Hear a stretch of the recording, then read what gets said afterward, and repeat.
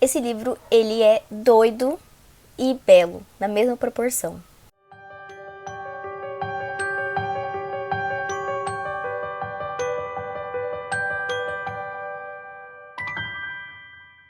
E aí, mundo, como vocês estão? Espero que esteja todo mundo bem. No vídeo de hoje eu vim contar pra vocês quais são os 10 melhores livros que eu li em 2023 até agora. Aliás, não até agora especificamente, mas de janeiro até junho, as 10 melhores leituras aí nesse período. E eu não vou falar em uma ordem, assim, do melhor pro mais melhor ainda, sabe? Vai ser numa ordem cronológica mesmo, né? Começando com os que eu li em janeiro, fevereiro, vindo até junho. Antes de começar, não se esqueça de deixar o like aqui no vídeo, se inscrever no canal caso ainda não seja inscrito, ativar o sininho de notificações e compartilhar esse vídeo com quem você acha que vai gostar, que assim você contribui muito com o crescimento do canal. O nicho literário aqui no YouTube é o pior pra se crescer, então assim, eu preciso muito mesmo da colaboração de vocês pra conseguir isso. Não esquece também de me acompanhar nas outras redes sociais, né, Instagram pra saber do meu dia a dia, TikTok às vezes eu posto lá, no Scooby pra acompanhar minhas leituras, o link pra todas elas vai estar aqui na descrição. Se você for comprar alguma coisa na Amazon, seja um livro, um lápis, um liquidificador, qualquer coisa mesmo, compra por favor usando o meu link de afiliado, né, ele também tá sempre aqui na descrição e comprando desse jeito você ajuda muito o canal sem mudar nada no valor da sua compra. Se você quiser e puder contribuir ainda mais com o meu trabalho aqui no YouTube, considere fazer parte do clube de membros do canal, apoiando a partir de R$5 no Catarse. Você já tem direito a diversas recompensas, conteúdos exclusivos, tem grupo no Telegram pra gente conversar, tem leitura coletiva, tem sorteios. E claro, não esquece também de deixar um comentário aqui no vídeo, né, falar se você já leu algum desses livros que eu vou comentar, se você tem interesse, e quais foram os melhores livros, as melhores leituras pra você nesse ano. O primeiro livro que se tornou um favorito aí desse ano, que eu li em janeiro, foi Devoradores de Estrelas, do Andy Weir. É uma ficção científica misturada com thriller, aí um livro super frenético, cheio de reviravoltas, que quando a gente começa não tem como parar de ler. Aqui a gente acompanha um cara que ele acorda assim do nada, em uma nave espacial aparentemente, sem se lembrar de quem ele é, de onde ele tá e por que que ele tá ali, e aos poucos que ele vai recobrando a memória.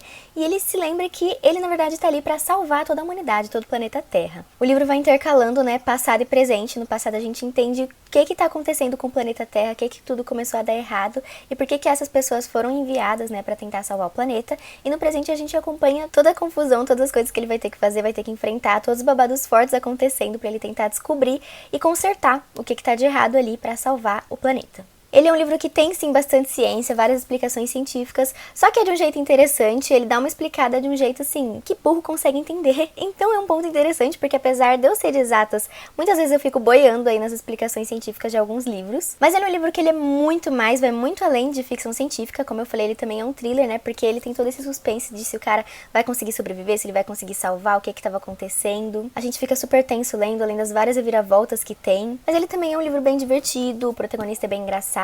Além de ter também uma boa parte emocionante, assim, bem sentimental. Fala de empatia, de amizade, ele dá uma misturada em várias coisas e tem um resultado que ficou muito bom.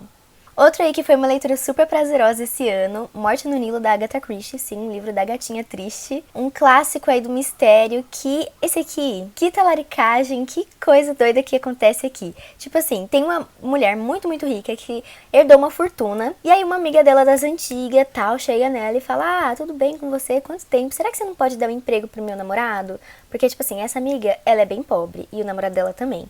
E aí, ela em vez de pedir dinheiro pra amiga rica, ela pede só um emprego pro namorado. Só que a amiga rica, em vez de dar só um emprego, ela dá um emprego, só que o que acontece? Ela acaba talaricando a menina. Ela acaba se apaixonando por esse cara que ela empregou. Eles decidem se casar, vão pra uma lua de mel no Egito, e a corna fica inconformada, ela vai atrás deles. Aonde eles estão, qualquer lugar que eles estejam, a corna tá lá, sem fazer nada, mas ela tá, tipo assim, de olho neles. Até que, né, nessa lua de mel no Egito, acontece um acidente, um babado muito forte. E a partir daí que as coisas começam a degringolar.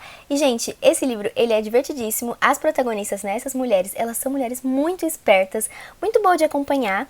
É uma leitura que, apesar de ser um livro clássico, ele é fluido, ele é muito rápido, muito tranquilo de ler. E o crime, ele é muito bem arquitetado. É muito bem pensado, assim, tipo assim, o crime principal, ele é previsível. Porém, ao longo da leitura tem outras reviravoltas aí que vai confundindo o leitor.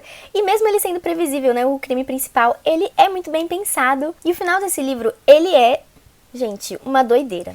Depois eu li Solitária, da Eliana Alves Cruz, um livro nacional que é curtinho, só que assim, ele é muito impactante. É um dos melhores que eu li esse ano. Óbvio, né? Essa lista é dos melhores, mas assim, entre esses 10 melhores, ele deve estar no top 1 ou top 2 melhor, sabe? Esse livro conta a história de uma empregada doméstica que trabalhava em uma casa extremamente rica, assim, uma cobertura, e a filhinha dela tinha que acompanhar ela a maioria desse tempo. Então ele é meio que um romance de formação, né? Conta desde quando a filha dela é bem criança até quando a filha dela já é uma jovem adulta, assim. E ele é narrado de 3 perspectivas diferentes, né? Da mãe, que é empregada doméstica, da filha e de uma outra aí que é uma coisa bem inusitada. Esse livro ele retrata muito bem a sociedade atual do nosso país, né, o cotidiano de empregadas domésticas, a dificuldade, né, de ser uma mulher preta e pobre aqui no Brasil. Escancara de um jeito extremamente fiel a desigualdade de classes sociais, né, o privilégio como o poder sempre vai estar nas mãos das pessoas ricas. Fala também muito de direitos trabalhistas, de condições análogas à escravidão.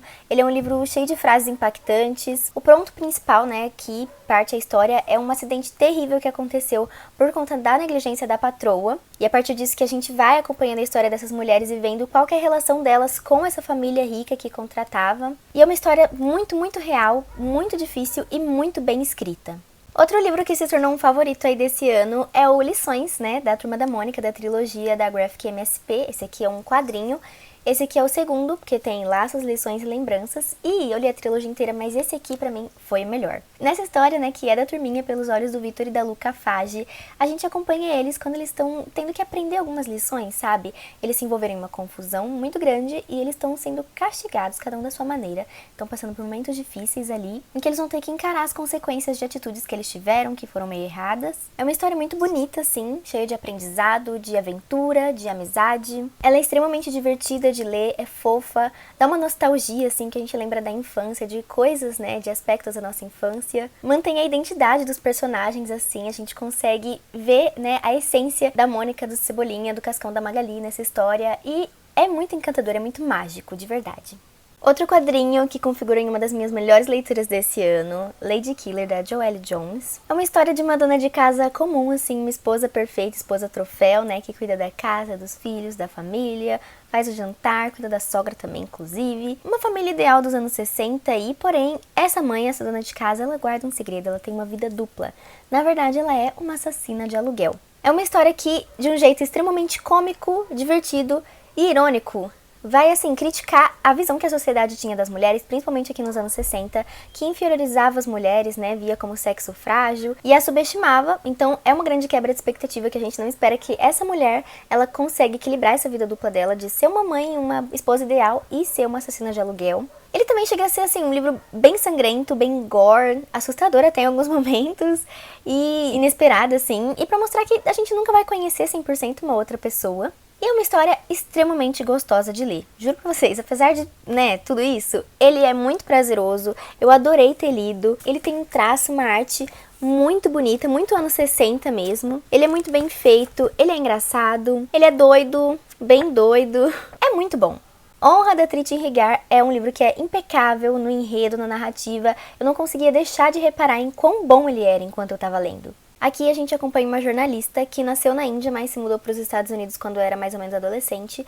E ela trabalha cobrindo notícias, assim, muito pesadas, muito fortes. Em vários países do mundo, né? Ela tá sempre viajando, até que tem uma notícia que ela vai precisar cobrir que é na própria Índia. Então ela vai ter que voltar para a terra natal dela, o que vai ser um processo bem difícil, porque ela tem questões mal resolvidas, assim, com a vinda dela, né, da Índia para os Estados Unidos. E ela tá tendo que ir para lá para escrever uma reportagem sobre uma mulher hindu que casou com um muçulmano. E os irmãos dessa mulher, por conta de preconceito enraizado, colocaram fogo nela e no marido, e aí o marido acabou falecendo e ela ficou assim, toda queimada. Ela decide processar os irmãos, né, uma advogada vai apoiar ela aí nessa causa, e a protagonista, né, que é a jornalista, vai escrever sobre isso para tentar dar mais visibilidade pro caso. Esse livro, ele vai falar, né, dessa intolerância religiosa, desses resquícios culturais que a divisão por castas, né, deixou. Vai falar também de costumes e tradições bem ancestrais e patriarcais no meio rural, mas vai falar principalmente sobre a dificuldade de ser mulher e de vários jeitos diferentes aqui a gente vai ver essa dificuldade, assim, de uma mulher ser considerada inferior, da violência contra a mulher. E vai ser a história realmente de duas mulheres corajosas que vão estar enfrentando tudo isso e vão tentar permanecer fiéis tanto ao seu país, né, à sua cultura, ao mesmo tempo que elas continuam sendo fiéis a si mesmas. Esse livro, ele tem um enorme impacto, assim, cultural, ele é muito rico, tanto de conhecimento quanto na própria escrita dele, né, na história que ele passa, que ele conta. Ele é dividido assim, ele vai intercalando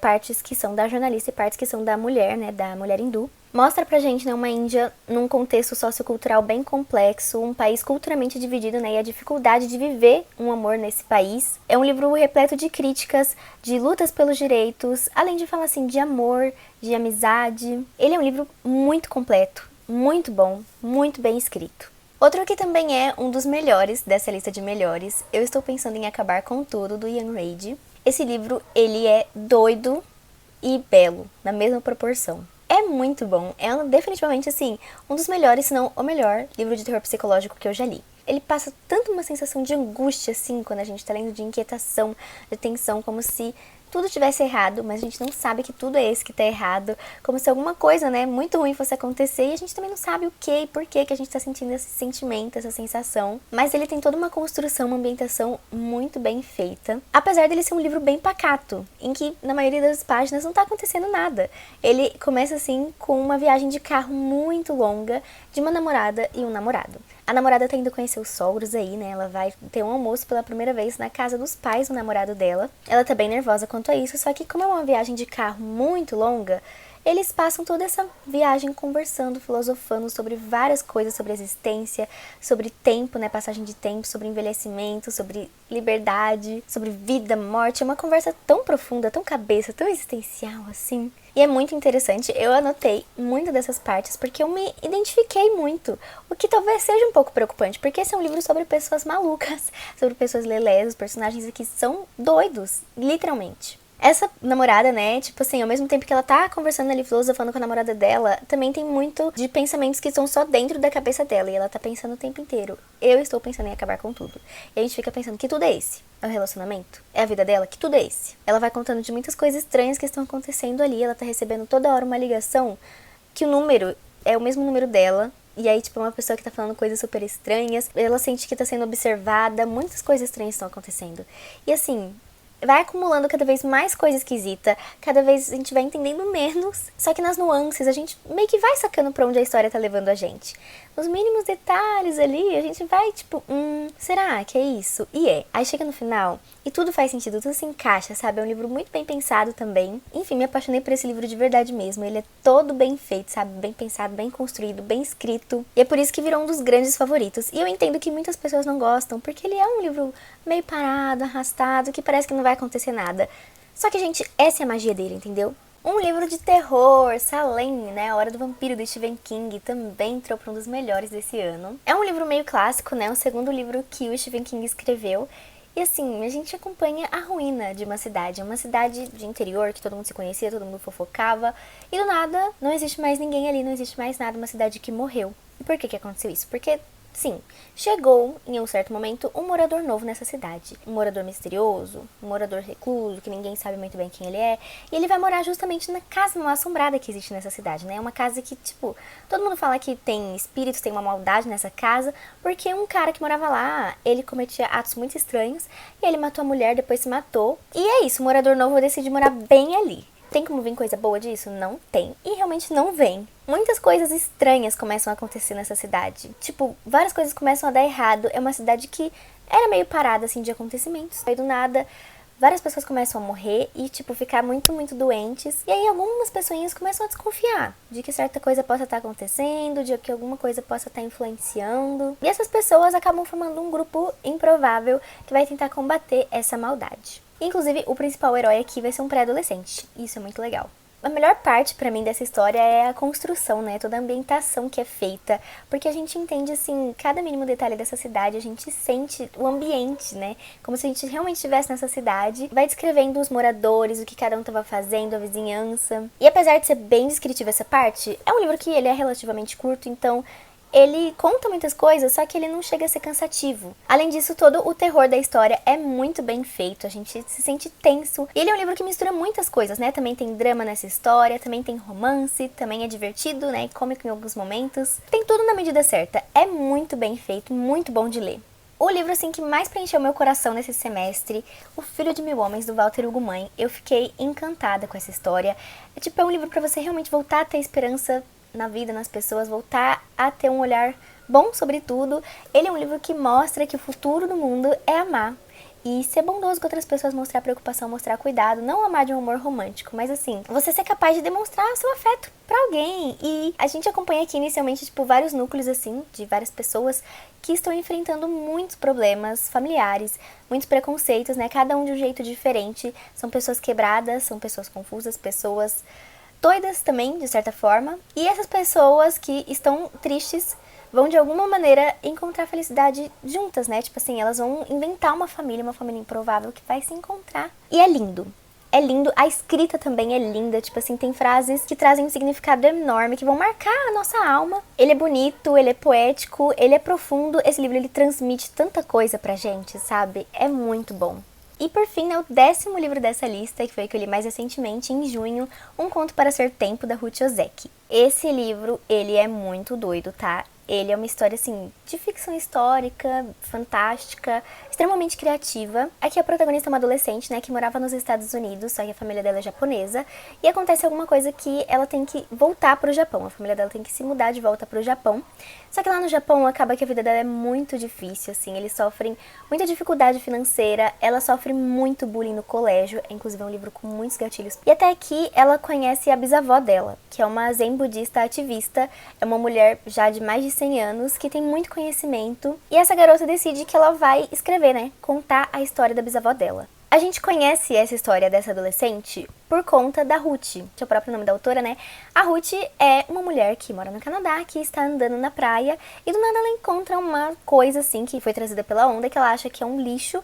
Porém, quando ela vai ver uma lancheira e dentro dessa lancheira tem um diário, tem várias cartas, tem vários objetos assim, que explorando ela descobre ser, né, dessa adolescente do Japão que escreveu e aparentemente foi trazido pelas ondas por causa do terremoto de 2011. E é por isso que a história dessas duas mulheres vai se interligar aí, vai intercalando, né, a história da Ruth, que tá lendo o diário, lendo a carta, tentando descobrir mais sobre essa adolescente, o que aconteceu com ela, se ela tá bem, né, se ela sobreviveu ao tsunami, e vai intercalando justamente com o diário, com a carta, pra gente conhecer a vida dessa garota. E esse é um livro que ele vai além, sabe? Nele a gente vai conhecer mais elementos da cultura japonesa, né, da guerra, também da história, de monges. Ele é realmente uma mistura, assim, de religião, com ciência, com natureza, né? Fala muito da importância da natureza aqui. E tudo isso de um jeito mágico. É uma história extremamente imersiva, que quando a gente entra nela, a gente mergulha realmente. Ele é bem poético, bem emocional, fala dessa conexão, né? Mas o principal, a parte que eu mais gostei dessa história, é o jeito com que ele faz com que a gente reflita sobre passagem de tempo, sobre o presente, sobre o agora, sobre o passado e sobre o futuro, sobre a existência. Ele realmente me fez enxergar, me fez perceber o tempo, a realidade, a dimensão de outro jeito, sabe? Com outros olhos. Foi realmente uma leitura muito diferente, surpreendente e muito marcante pra mim. Me marcou de verdade. Enfim, esses foram os 10 melhores livros que eu li até agora, em 2023. Eu espero muito que vocês tenham gostado, né? Que as minhas explicações possam ter despertado interesse em vocês. E é isso, até o próximo vídeo.